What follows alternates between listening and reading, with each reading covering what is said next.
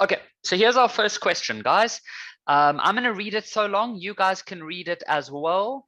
I'm just going to see if there's anything important in this information over here. So you guys take your time, read it a little bit, and let's see, and then we'll start.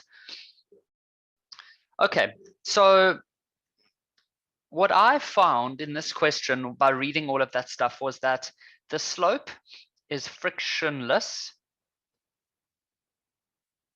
Okay. It's a 25 kilogram crate, and it's going up the slope. At point Q, it has a speed of 12 meters per second. And then at point R, it is 10.8. So it's slowing down. Okay.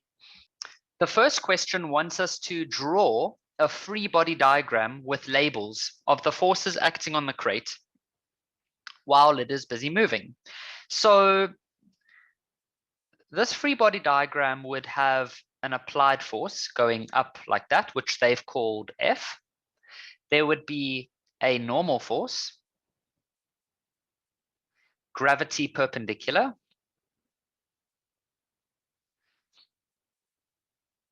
gravity parallel, and then there's no friction. So there's no friction. So those are the only forces. Now, sometimes students ask me if we can rather do the free body diagram like this. Let's do another option. You can have your force going up like that. Gravity can go down. That's perfect. So you can go Fg, and then your normal force can go like that.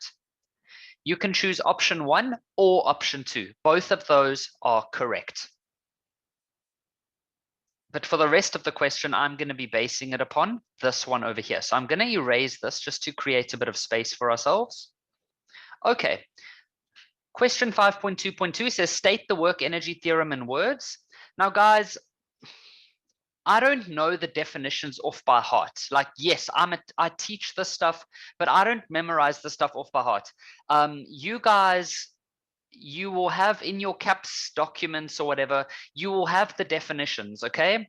But I'm just going to remind you sort of what the definition is all about. So I'm not going to give you the word for word definition. So I'm going to just make it, the work energy theorem goes like this. Okay, there we go. Let me quickly erase all of this. I can't erase it with that. But yeah, the net work done on an object is equal to the change in the kinetic energy of the object. We know that the work energy theorem is W net equals to change in EK. So if we look at that, that's the formula. We can sort of see how the definition makes sense. The net work done on an object is equal to the change in kinetic energy of that object. Okay. 5.2.3, we're going to do that one next. Is mechanical energy conserved during the motion? Write down yes or no and briefly explain your answer. Okay, let's quickly go to another page where I want to quickly show you guys something. Let's talk about mechanical energy. So let's say we have a building. I'm going to go quite quickly because most of you have already seen me explain this before. Let's say we have a building and we have a ball. And let's say that that ball has potential energy.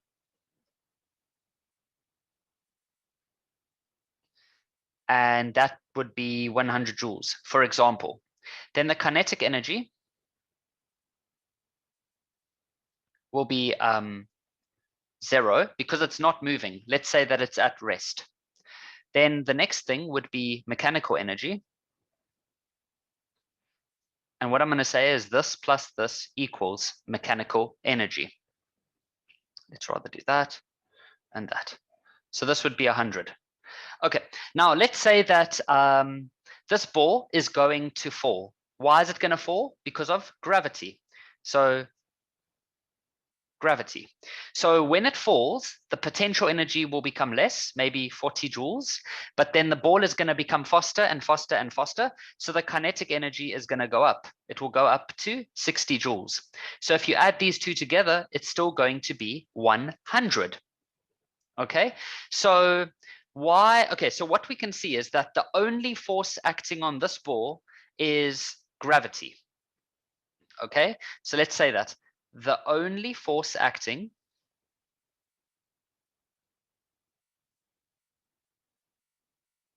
on the ball is gravity. Therefore,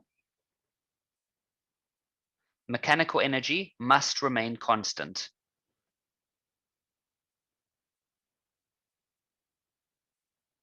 Okay, guys, if you're writing anything down, I'm going to give you a few seconds just to make a summary of that quickly. So the only forces acting on the ball are gravity.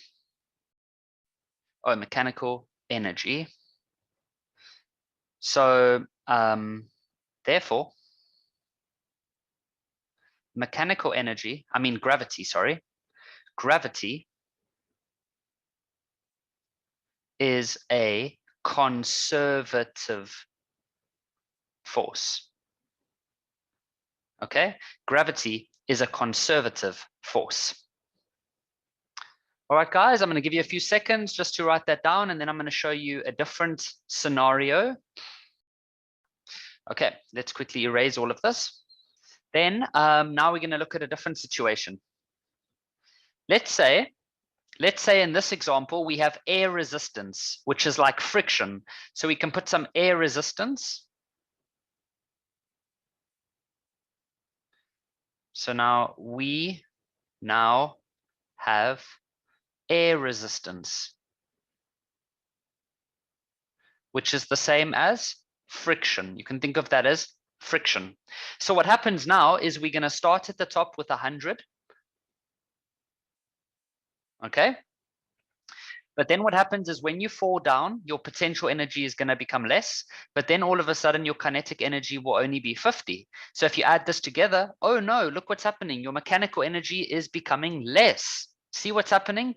All of a sudden there is not, the mechanical energy is not being conserved anymore. And then if you keep going, maybe this will become 30, and then this will become 55.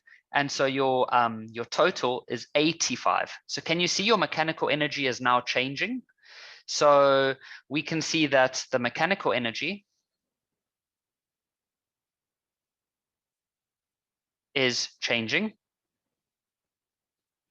So this means that friction is non-conservative.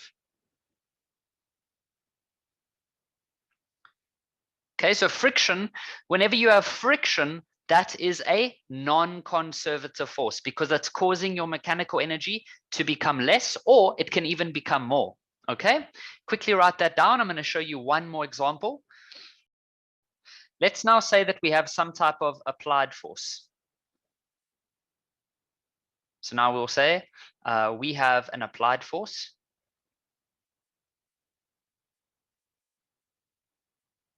So what happens now is that your potential energy at the top will still be 100. Okay, but then what happens is when your potential energy reaches 40, all of a sudden your kinetic energy is 70, and so your mechanical energy becomes 110 because the applied force is now adding energy into the system, and so the energy of the system is becoming more. Okay, and then for example, maybe the potential energy goes to 30, and then all of a sudden this goes to 90, and then your total is 120. So we can say that applied forces are non-conservative. Applied forces are non-conservative. Quickly write that down, guys, and then we'll make a quick summary. So what we're going to be doing for the next couple of weeks is just exam questions, but I'm also going to help you to understand the exam questions by bringing in all the necessary theory as well. Okay. All right, guys. So I hope you have that. So let's make a quick summary. We have non-conservative and then conservative.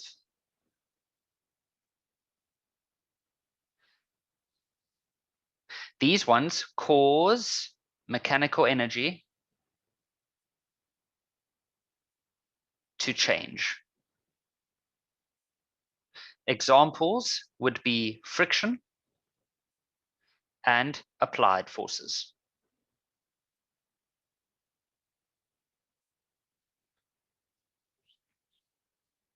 And then conservative forces do not change mechanical energy. The example of that would be gravity. Oh, I'm getting a lot of questions about tension forces. Guys, of course, tension forces is also going to be one. Tension forces. Yeah, that's also going to be one. I've never seen them ask a question that uses work energy power in a tension one. That's usually under the grade 11 Newton laws section. But yeah, tension would also be a non-conservative force. Remember, for those of you that are new here for the first time tonight, all of these lessons are recorded. So if you need to watch this again tomorrow or the next day, all of it is uploaded onto the online course. So you can watch these again. Okay, so if you're sitting there now and you're trying to write all the notes down and you can't keep up, I'm trying to go as slow as possible, but you can watch it again next time or tomorrow and the day after, whenever you need to. All right, so let's carry on. So we were at this question, is mechanical energy conserved? Well, we just need to look at the type of forces that are present. So we can see that there's gravity, but we know that gravity is conservative. But then we have friction. Not friction, applied forces. Any type of applied force is non-conservative. So what are we going to say here? No. Is the mechanical energy conserved? No. Why? There is a non-conservative force.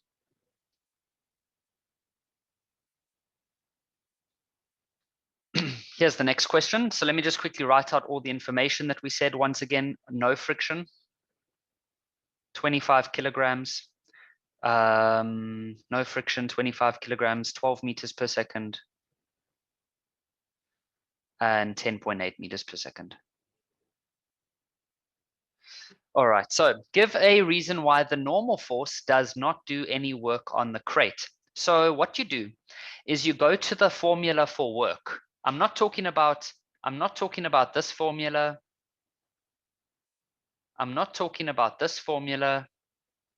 I'm talking about the normal formula for work. It's the very first formula you would have learned about, and that has the formula of W equals to F X cos theta. I'm talking about this one.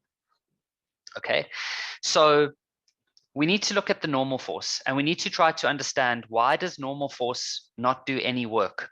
So if we look at our free body diagram, we've got a force applied, normal force, perpendicular, and parallel. Now, we know that the direction of motion is going like this. So if I tried to use this formula on normal force, it would go something like this. It would go W equals to the normal force, because that's the force that I'm using, normal force. W of normal force equals to force due to normal force. Where's the X? Did I not have an X there? That's terrible. Multiplied by the distance, which we don't even know what the distance is. Oh, they do give us the distance, 3.5 meters. But let me just show you something. We don't even need to know what the distance is. When I say cos theta, you need to know that when you are using this theta in this formula over here, you need to look at the direction of motion. You need to look at the direction of motion, and then you also need to look at the direction of the force. So if you want to look at theta, you must look at the direction of the motion plus the direction of the force. So if you look carefully, the direction of the motion is going upwards, but the direction of the force is going like this. So if you look at the angle between these two, you would find out that it's 90 degrees. So if you say cos 90, what is cos 90? Well, that gives you a 0. And so that is why your work of a normal force will always be 0. So we can say that the normal force is perpendicular to direction of motion. Feels like we're writing an English test tonight. We haven't done any calculations. Okay, guys, I'm going to carry on to the next question now.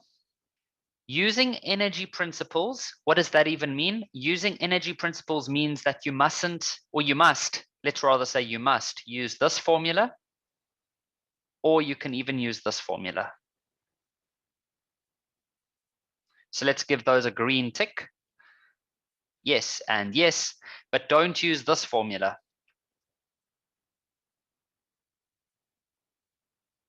This one is a big no. It would still work. It would give you the correct answer, but they might minus a few marks in the test. I've seen the memos. They sometimes will just give you 0, but sometimes they'll penalize you with 1 or 2 marks.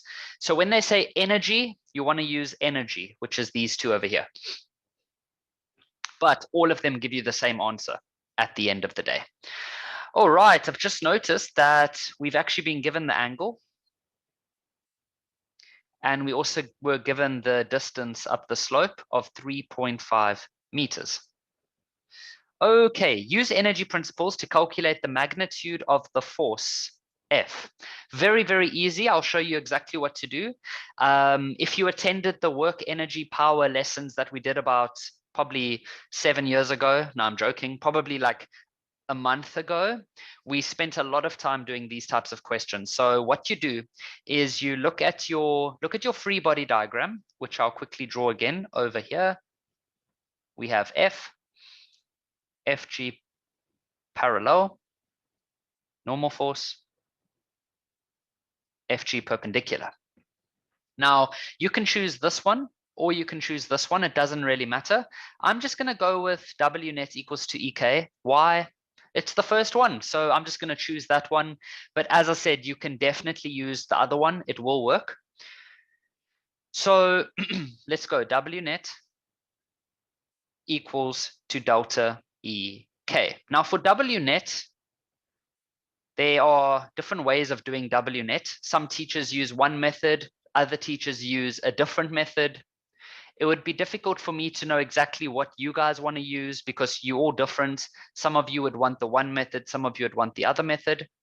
So what I just do is I just break it up. So which forces, if I look at my direction of motion, which forces are going in that direction? Well, it's this one and this one. I don't mean they both have to go up. I mean in the direction of motion, in the horizontal direction. It's going to be this one and this one. So what I like to then do, it's quite a nice color we're using here. What I like to then do is we go W, it's not so bright, WF plus WG parallel equals to delta EK. But what your teacher might do, and I do this method with some other students, is they break W net into F net, delta X cos theta. If you like to use that method, it's absolutely fine. No problem at all. All right. And so now what I do is I need to remember, what is the formula for work? Well, the formula for work is this one over here. I'm going to write it up here at the top. That is the formula for work. So what I then do is I go and I use that formula for this one, and I use it for this one over here. So that's going to be the force F multiplied, well, I'm just going to go F multiplied by the distance multiplied by cos theta plus, you see, so I just used this formula up here.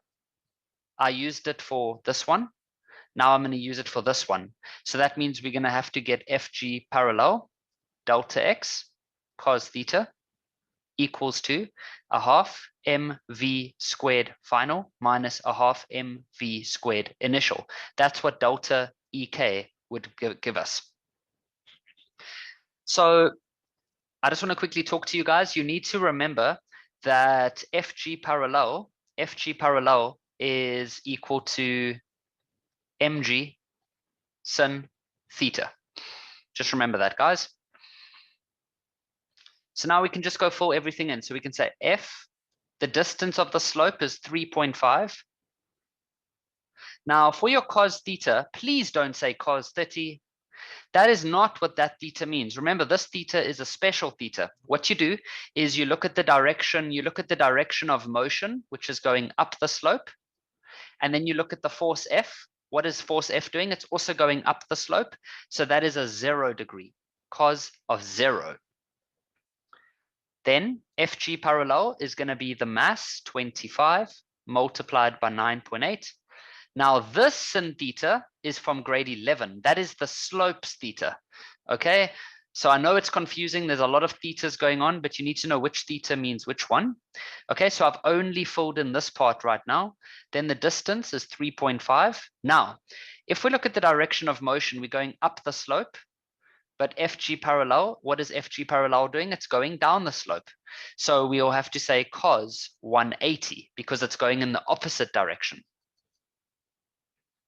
Then we can fill in the kinetic energy. So the mass is 25. The final velocity is 10.8. Guys, a lot of you forget about the square. Please remember that. Minus a half, 25. And the initial velocity is 12. There we go. So now what we can do is we can simplify a little bit. So this will be 3.5 F. I'm going to type all of this on my calculator. Oh, it's a nice number. Minus 428.75 equals to, I'm going to type all of this on my calculator now. Gives me negative 342. So now it's just basic solving. I'm going to take this negative over to the other side. And so we should end up with 3.5 F equals to 86.75. And then I'm going to divide by 3.5. And so we should get a final answer for F as 24.79 newtons.